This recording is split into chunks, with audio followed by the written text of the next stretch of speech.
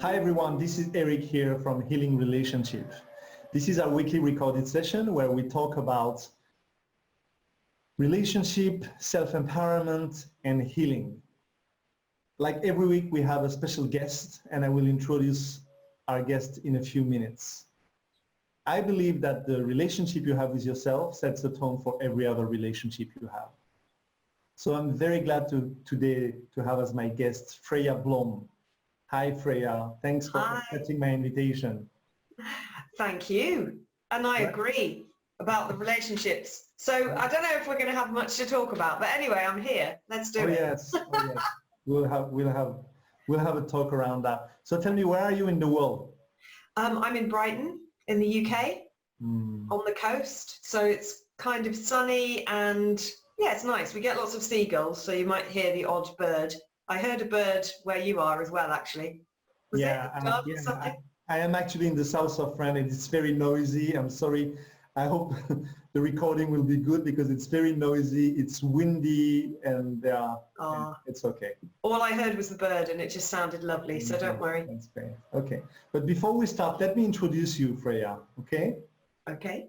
So Freya Blom is a consultant, facilitator, and a Love Your Life coach specializing in personal and professional development with a strong focus on topics of building and maintaining great relationships, enjoying clear and authentic communication, and reconnecting with meaning and purpose. She is in total flow when coaching, creating, and presenting original content, running workshops, and strategic business consulting. With a wealth of qualification and experience including coaching, strategic intervention, hypnotherapy, neuro-linguistic programming, and management consultancy, she speaks fluent corporate, intermediate Spanish, and 100% authenticity, and is a huge fan of being alive. I am. You want to add anything to that? I mean, what's to add? That's quite long. I don't think I should. The whole thing will just be full of my my bio.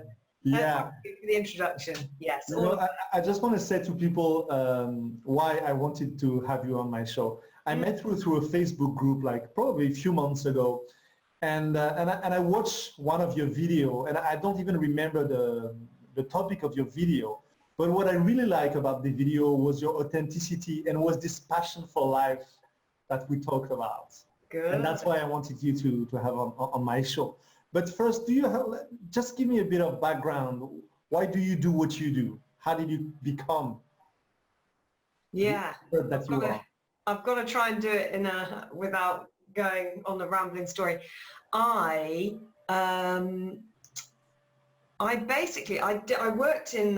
worked for American Express for many years, for about 12 years, from a young age. So I fell into the corporate life and I worked my way around and up within corporate. And I learned loads of great things, that it was a lovely environment, there was lots of great people. But it felt like I was at school somehow, because I think when you work in a large organization, it can sometimes feel like an institution and it can feel like the world. And I realized, God, I was working there from the age of 21, I think, or possibly slightly older, but I just thought this is not ticking my boxes, my heart boxes, if that makes sense. Like I'm earning money, I've got really great skills. They paid for me to do training in project management, to do learning and development qualifications, to do coaching qualifications. I mean, seriously, a really amazing company to work for. But I just knew that at the heart of everything, that the company was essentially created to make money. That was its function, which is fine. Like, companies have to exist, otherwise we won't have an economy. So I understand that.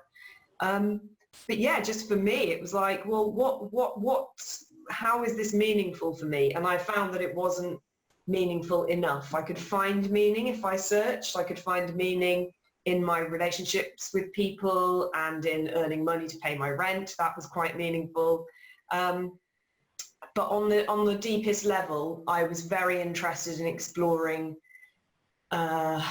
people and healing and things that I needed to work on myself. So as most coaches and therapists and people who are introspective start. I think I left because I was coming from a place of, you know, what do I need?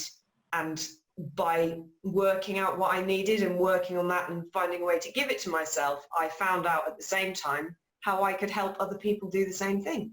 So that's why I've ended up in this situation. I left corporate. I've spent the last 6 years coaching. I've also been consulting. This is quite random, but I've also done video production as well. Like, because it's kind of like project management, but it's more fun because you are focusing on making something visual, and I'm quite creative, so that really fed me. So yes, I've done quite a lot of different things in the last 6 years, and I'm definitely a hybrid of skills and experience. But yeah, I feel like in a really good place. I really love coaching. It really ticks my boxes when it comes to having like a really deep exploratory kind of conversation, and watching people grow and change their minds is incredible. And I also love my consulting because I get the biggest picture view of a business, and I get to kind of share my insights and my inputs and be part of this really amazing kind of collaboration. It's very organic. So I love one-to-one, and I love scale, and yeah, I'm in a great place there. So anyway, I don't know if that's answered your question, but I probably answered all your questions then. Sorry. No, that's great. Thank you for introducing yourself like that. No, that's great. But when I was hearing you, I thought about one question that I really want to ask. What are you passionate about relationship? Okay. I mean, I'm actually, there are many. I'm trying to think, which one would come at the top? I mean, I'm very passionate about a few things. I think authenticity is probably my highest value in relationships. And that's because if I'm not being authentic, you aren't meeting me, you aren't actually connecting to me, therefore I can't connect with you. So, and vice versa. If I'm not actually meeting who you are at a soul kind of level, I don't know you, and therefore again I can't connect with you. And connection is a relationship, and you know, I think I'm sure we're kind of on the same page as relationship coaches. This idea that a relationship is just a movement. You're just moving towards something or away from something, right? That's what the dictionary says. So it's connection is like that movement towards, and the same thing is happening on the other side. And there's two people moving towards, and then boom, there's this kind of moment of magic. And that is what a relationship is about, really. As in what we're probably trying to get. Not that it's not healthy to move away sometimes, but that really we want to connect with other people. You know, we're humans, we're kind of made to try and connect with each other, and we're not meant to live alone. So connection's super important, and the route to the truest level of connection for me is authenticity and presence. Being in the room and being who I am. They're the two, like, that's how I can connect. I have to actually be present in my body and in my surroundings. I have to actually be here now, because if I'm not here now in myself, I can't meet you. But also I could be here now, but really be coming only from my own perspective, or really be, you know, trying to manipulate how I'm viewed or whatever. If I'm not being who I am as well as being here, you can't connect with me, you can't meet me. So they're the key things, I think, in terms of relationship. People, I don't know if you have this, I think that people tend to focus on communication as being the issue, but communication can only happen once you know who you are and you're present as well, you know. So it's kind of like, it is really key, but it's not, to me, it's the step that comes after that kind of knowing. Yeah, thank you for sharing that. I appreciate that point of view. I agree with you that communication come after that. But what I'm thinking about, I mean, I'm all about authenticity, and I'm all about vulnerability in relationship, right? But somehow, you know, when you meet someone, you get excited, you get the attraction, you know, you meet someone, and at some point you get triggered. You get, you know, you get upset about the other person. So how can we, from this place where we recognize that we get triggered and whatever we want to do is that, how can we keep going in a relationship and deepen the connection and deepen the intimacy? Well, again, it's about authenticity. So it's about being willing to put yourself and your relationship on the line and say, that triggered me and I'm reacting like this, and I need to dig into it, and then I need to move away. I need to work out what's going on in me, get calm and come back and have a conversation. But I think it's that initial, I think it's a decision-making process. So what I have observed about my own behavior is, if I'm triggered, which is much rarer nowadays, now I've done so much personal development work, but it still happens. So if I get triggered, I usually give myself a moment to make a decision over whether this is something that is worth digging into with my partner, or whether this is something that's momentary or to do with the environment, or, maybe I'm tired, or maybe I'm ill, or there's something that's affecting my triggeredness. So I'm making a quick decision. Okay, am I coming just from a place of animal, like I'm in pain, or I'm tired, or I'm hungry, or whatever? Or is this actually like a bigger theme that if this happens repeatedly with my partner, it's going to really hurt or be really uncomfortable or whatever? So I'm kind of making that initial decision first. What's the scope and the scale of this triggeredness? And then that will dictate where I take it, right? So as much as possible, I stay in that place where I can be conscious and I can make a decision, and then I'll work on it from there. If it's like the height of my triggeredness, if I'm like triggered beyond the point where I can decide, which doesn't happen that often, but it can happen, then I'll react in the moment. I'll just be like, whatever, annoyed or upset or whatever.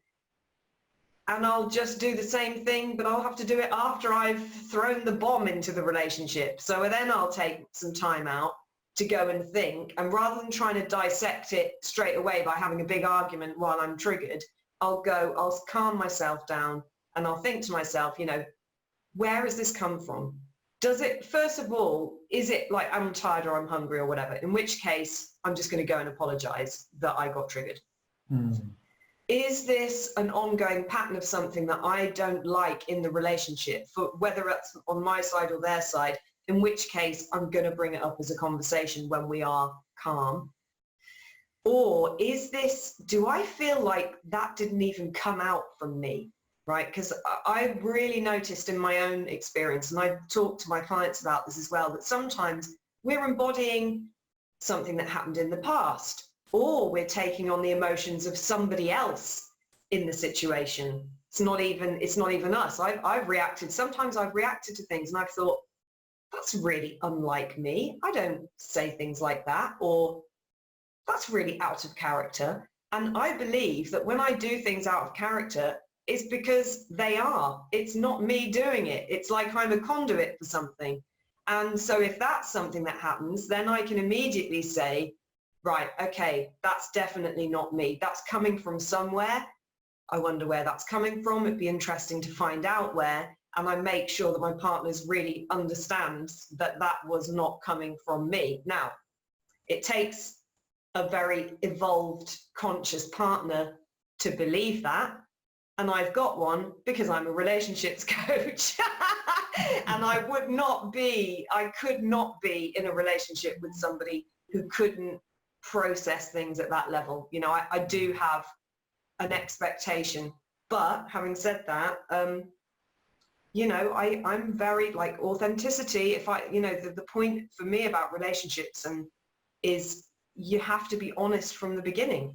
And I've been very honest about me from the beginning, but also as honest as possible about my expectations. I mean, some of my expectations crop up out of the blue in a relationship. You learn all the time. But on a basic level, I know going into a relationship that I want a partner who is prepared to listen to me when I am expressing something from a place of love and respect. So I do, and my partner loves and respects it. That's beautiful. Thank you. Well, so many things that you said that that I want to talk about. But one thing that's really brilliant, and I love what you said. It's you describe taking responsibility, because you said when I'm triggered, when I do that, whether the choice you're going to make or whether the decision you're going to make, and I love your decision making process. I think it's really brilliant for the audience.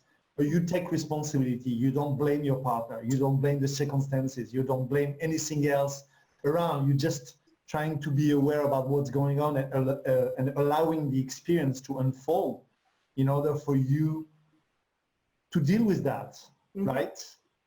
Yeah, I mean, look, I'm being a coach. If I don't understand agency and being an adult, then I'm going to be a rubbish coach. I mean, that's the point, right? It's like, if you look at transactional analysis, I'm sure you know all about it, the parent, adult, child state. If I'm not operating out of my adult level of awareness as much as possible, then I'm not a great role model and I'm not a great facilitator. I'm not self-aware enough. So, I mean, that's like fundamental for me, is taking responsibility. And I think that, like I say, it would be very hard for somebody who hadn't done some work on taking ownership to be able to process that it wasn't their partner's fault. It's actually quite, if you haven't got to that stage in your awareness of yourself, it's actually really hard to react from a place of an adult. You know, you do get triggered. So it is interesting, but I think the key thing is, you know, as well, is to be really realistic. So what was I agreeing to when I got into this relationship? Was it an agreement that this person would never say anything to offend me? No, of course it wasn't. There's no way that they could promise that. How could they know what would offend me? I can't expect that. So it's my level of expectation, and it's their level of expectation, and it's our kind of agreement, which is always being reworked and renamed and changed and added to all the time as time goes by. But yeah, like I say, you know, one of the key things I'm looking for in a partner is that they are coming from an adult perspective as much as possible as well. That's what I want. You know, I don't want to be too parent state, like tit for tat. Oh, you did this and you did this. Like that's not fun. That's not sexy, really. It's very kind of like wounded ego and aggressive and power play and not interested. And I also don't want to be, you know, two kids who just chuck a tantrum every time they don't get what they want in a discussion. That's not sexy either. That's like, no, thank you. So yeah, of course it's on me and it's on my partner to take ownership for their behavior as well. And, you know, sometimes if your partner just doesn't get where you're coming from, you know, then they can't take ownership in that way, then I think you just say, look, I love you. So whatever's just gone on, the bottom line is, I chose you. I choose you every day. You're amazing. I'm here. We're both here.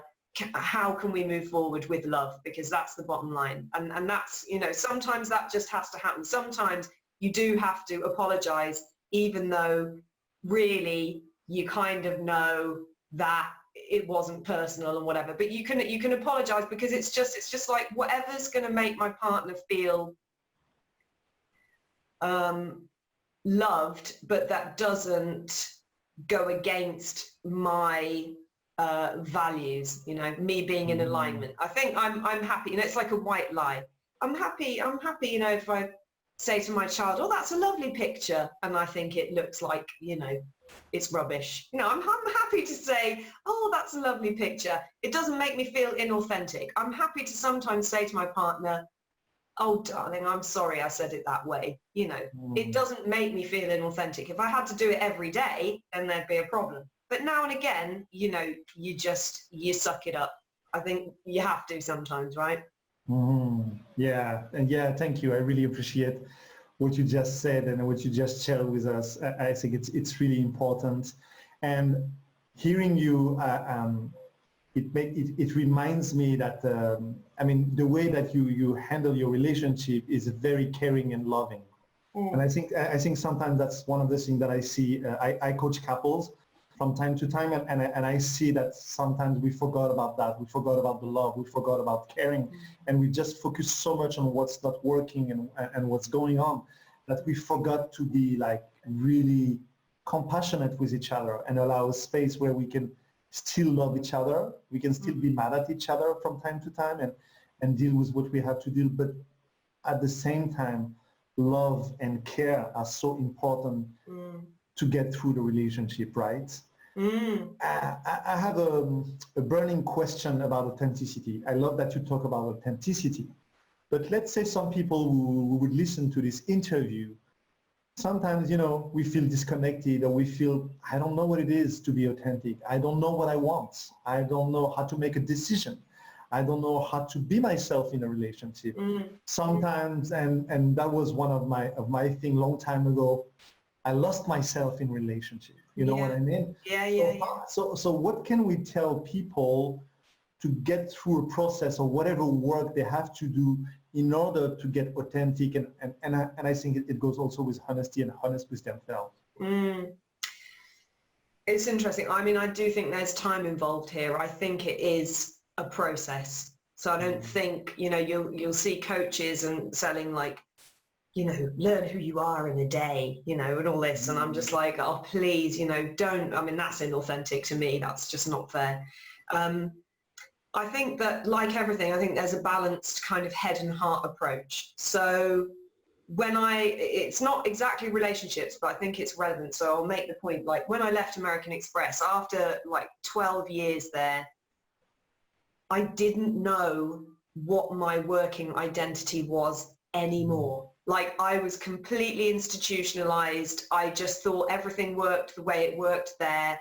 I didn't have any outside business contacts. I'd never worked with small businesses. I was completely, I had a bit of a meltdown, like, who am I? Who am I? I didn't know. And there were a few things that I did that helped me. One was a very practical thing, was to map out all of my skills, my experience, my abilities, my network of people that I knew, and I reached out to all of the people that I knew and was close with that had ever seen me in action. And by that I mean at work, and also people who had not seen me at work but who I was close to, family, friends, everyone. And I asked them to complete a questionnaire about me, telling me about a time when they'd seen me at my best and what I was doing. Because we need an element of external data when we are understanding ourselves. Obviously, we're being reflected in other people all the time, but having some external data that didn't feel like oh, please love me, just like this is a scientifically put together survey, which it was. Here's a survey, please fill it in, send it back to me. It felt like I could remove myself a bit from my own worth and my own value, and I could get other people to tell me things. So I looked through that very carefully for trends and breadcrumbs and theories to start to form this vision of myself from the outside. At the same time, I had a coach. I still have I've always got a coach one way or another.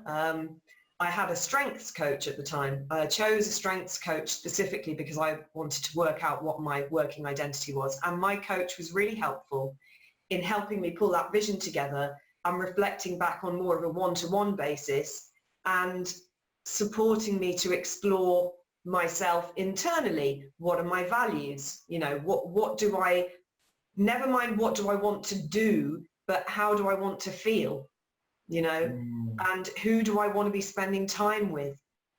And how much time do I want to be at home? Like really asking lots of questions so I could find out.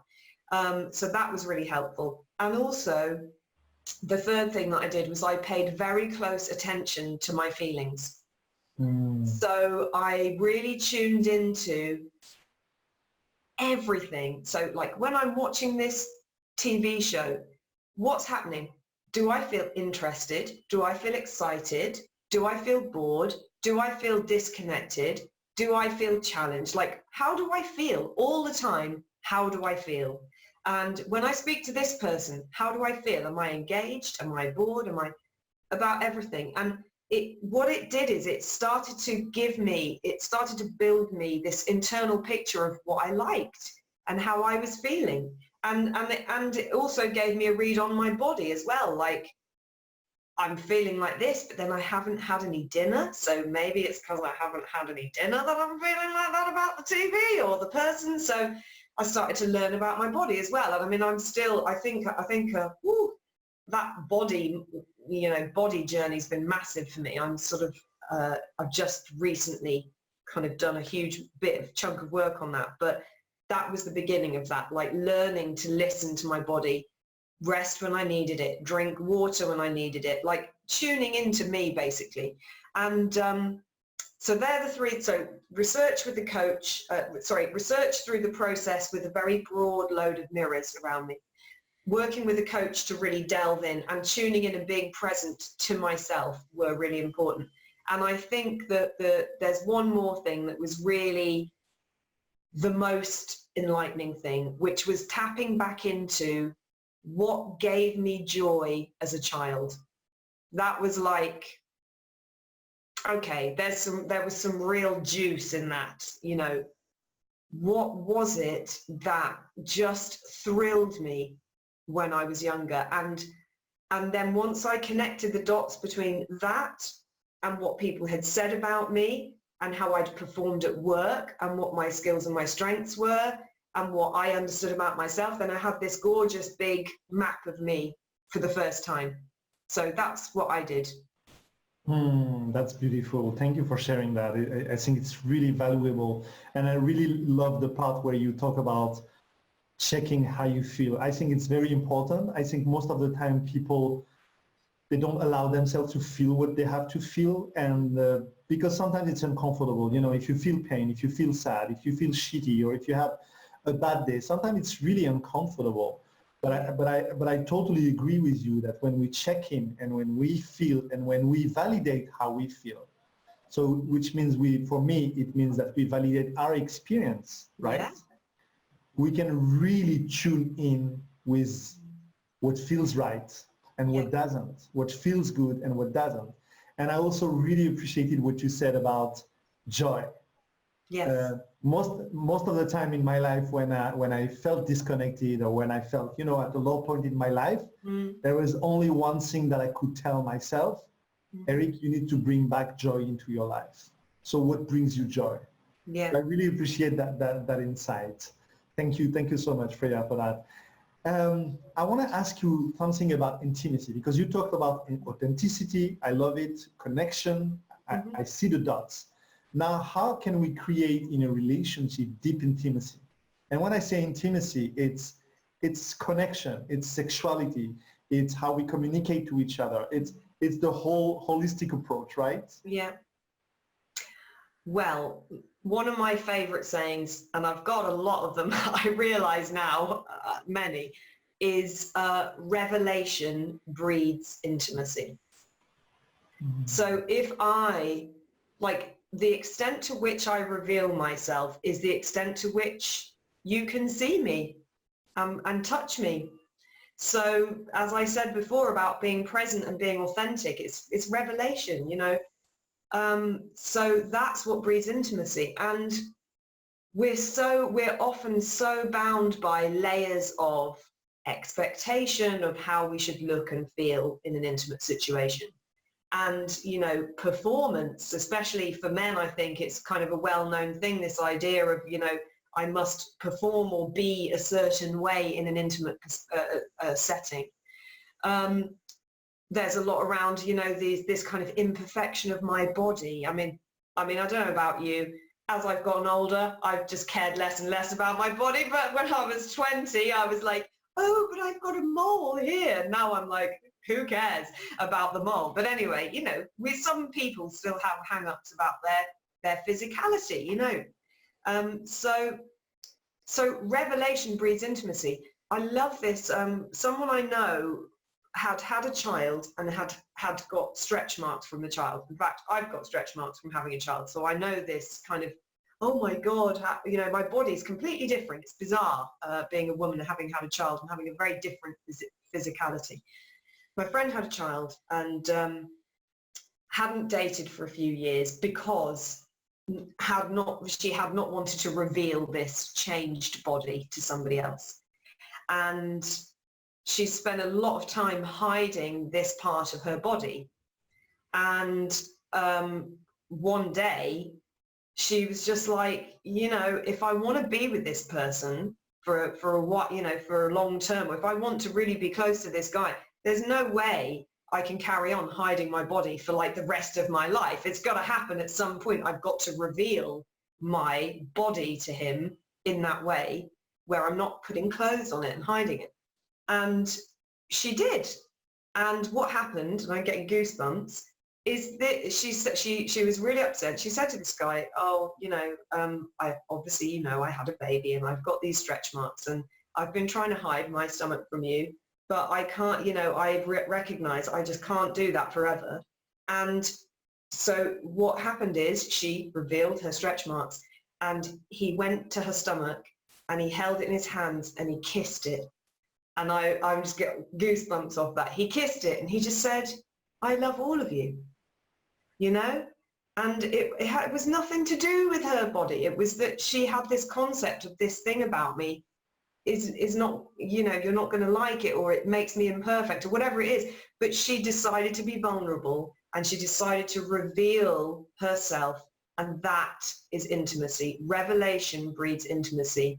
You know, about Brené Brown's work on shame and all of that kind of stuff. You know, I'm not saying reveal yourself to anyone. I'm not saying reveal your stretch mark stomach to a guy who is really clearly obsessed with looks and critical of every woman on the planet. That would be mad.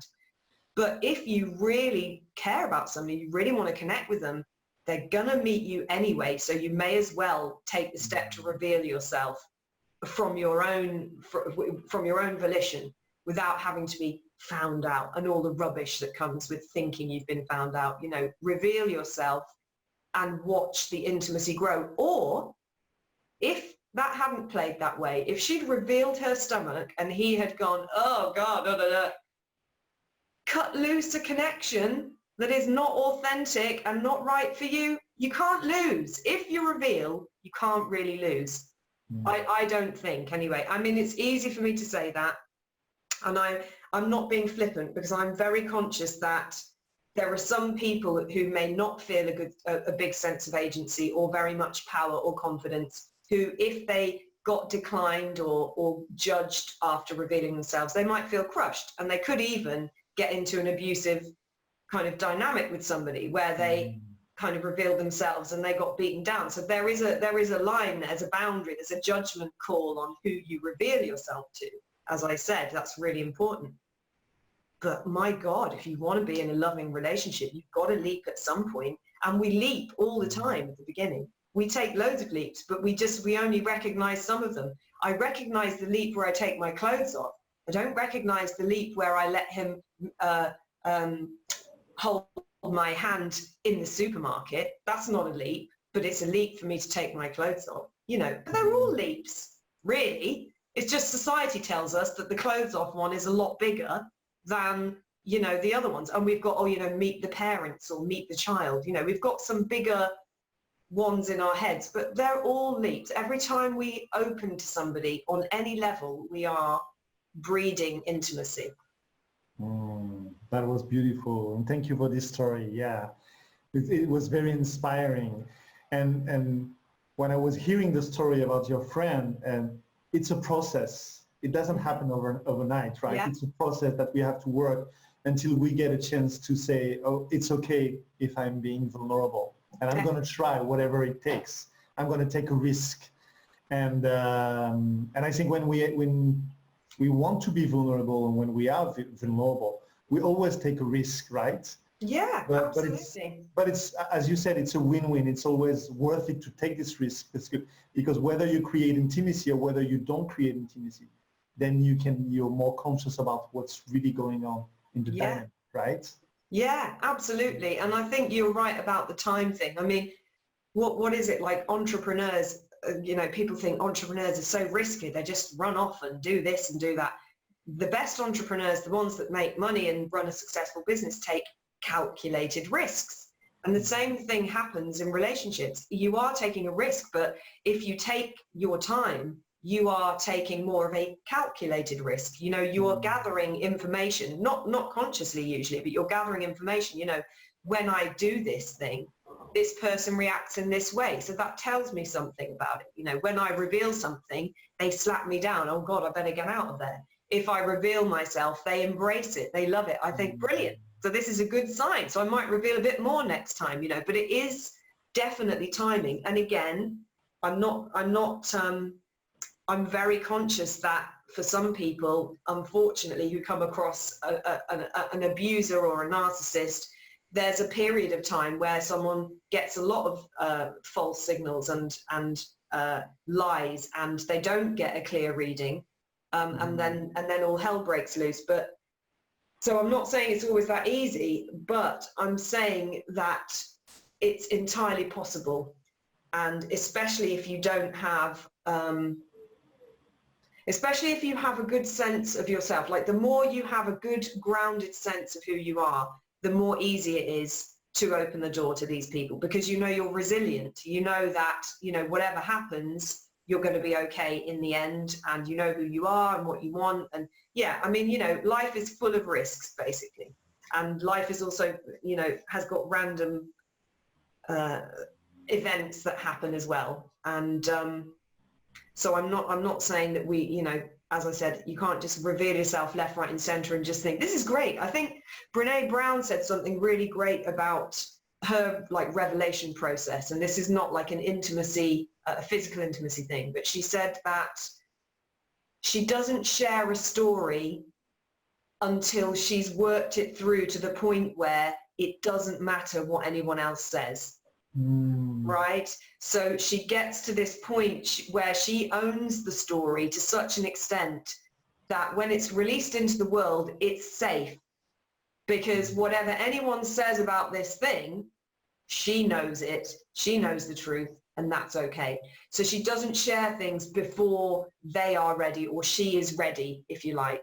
And I do think that's, I think that's quite interesting as well. I don't know if it's possible outside of stories all the time, because I think sometimes, how do you know when you're ready? I think sometimes you do have to take more leaps, and take more risk. But I do think that what her kind of point is, that what kind of resonates for me about that point is that I know that the more I've worked on myself, the easier it is for me to reveal myself to anyone, because I don't really care what they think, basically. And that's why I'm on this. I'm like, I could sit here in judgment of myself. I mean, whatever. I don't care. People could watch this and think she's a genius. People could watch this and think she's like some kind of, toad. I don't know what people are going to think. But it doesn't really matter, because I know what I think. And I know what I'm saying is coming from a place of love. And so I'm free, but to get to this situation has been 10 years of personal development, ongoing as well.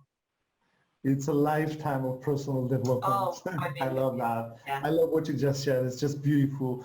We don't have enough time to go deeper into the conversation, but I really love what you just shared. And I have maybe one of the last questions that I want to ask you is, what is the best advice you ever received in your life? Oh my God. I really should know off the top of my head, shouldn't I? I've had so much advice. Or maybe one that really made a difference in your life.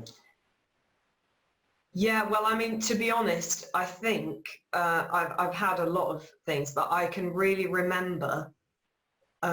This is going to sound bizarre, because it's going to sound bizarre. When I was a teenager, late teens, I can't remember if it was a boyfriend breakup or there was something quite major that happened, and I was really knocked by it and quite depressed. And I was 18. I was trying to figure out who I was and all of that stuff.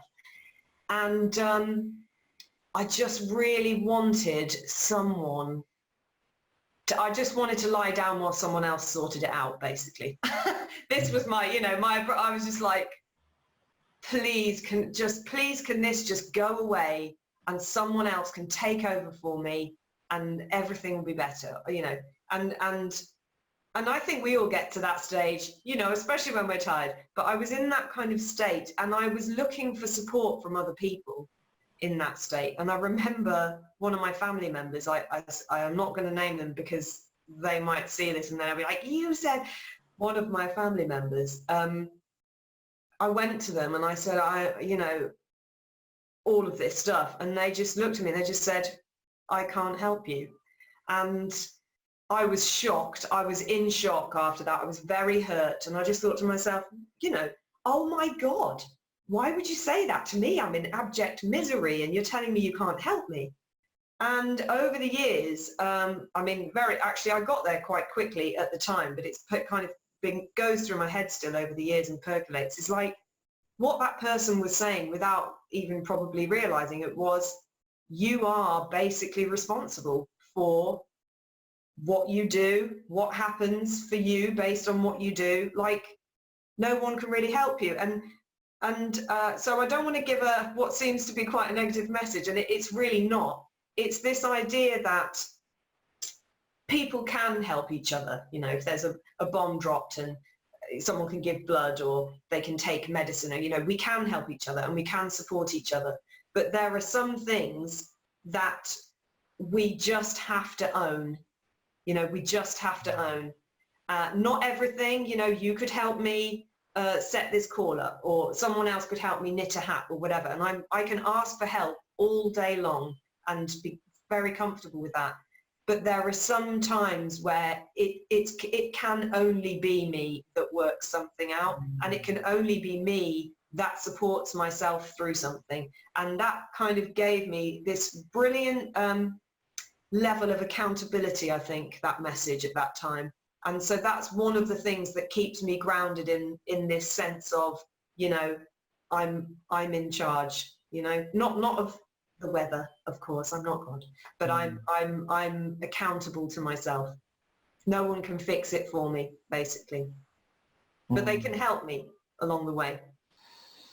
Thank you for sharing that. I think it's really brilliant, and I'm sure that all the people who are listening to this interview will get the nuggets of that, and it's really deep. So thank you very much for that. So we are at the end of the interview, but before we wrap up, how can we contact you? If someone wants to contact you, how can we work with you? Well, you can just email me. No, I'm kidding. What's your email? You know how to contact me. I know, but... Yeah, I'm just the usual. I'm on the Life Coach Directory. I've got a website, freyablom.com, which is actually being redone. So if you go on there now, I've got terrible hair. But anyway, it was fine at the time. And yeah, they're the main ways, really. If you Google my name, you find me. I'm quite a rare name, which is quite useful. If you Google Freya Blom, you'll just find me that way. But yeah, on the Life Coach Directory and on my website and on LinkedIn and Facebook. Great, thank you. Thank you, Freya. I really appreciated this conversation. I really appreciate your authenticity and your honesty when you talk. So thank you so much. I'm sure that a lot of people will have a lot of insights and nuggets from this conversation. So guys, it's time to say goodbye. But before we say goodbye, as I always said, always remember that when you open your heart, you have all the love you need. So take care of yourself, and I'll see you next week. Bye, Freya. Bye-bye.